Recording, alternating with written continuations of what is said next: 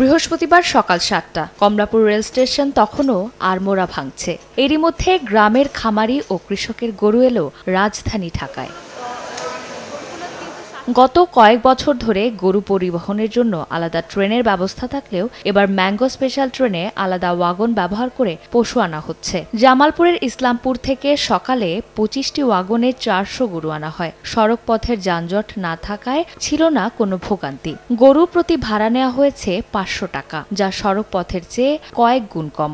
ব্যবসায়ীরা বলছেন এতে পথে চাঁদাবাজি থেকেও মিলছে মুক্তি। যারা গরু ব্যবসায়ী, যারা গরু নিয়ে আসছেন তারা খুবই খুশি এবং প্রত্যেকটা যে গরু চিপ রেটে এবং সুন্দরভাবে আমাদের যে ব্যবস্থাপনা এই সুন্দরভাবে আসতে পেরেছে, এজন্য তারা অনেক সন্তুষ্ট প্রকাশ করেছে। ঢাকা বিভাগীয় বাণিজ্যিক কর্মকর্তা বলছেন ভবিষ্যতে বাড়ানো হবে এই রেল সেবা। নিরাপদে পশু পরিবহনে রেলপথে খামারিদের আগ্রহ আরও বাড়বে বলে জানান তিনি। স্বাস্থ্য এবং স্বাদের মধ্যে চমৎকার একটা ব্যালেন্স করে পীর প্রিমিয়াম আয়োডাইজড লবণ। ট্রেনে আসে সুবিধা, গরু ঠিক আছে, গরু ব্যথা পায় না, গরু শুয়ে না, ঠিক আছে, আরামে আসে গরু, ঠিক আছে। এই জন্য একদিনে এলে অ্যাক্সিডেন্ট বইয়া জামালপুর ইসলামপুর গরু নিয়ে আসলাম ট্রেনে বুক করে, ওখানে নামলাম, আরাম মতো নিয়ে আসি।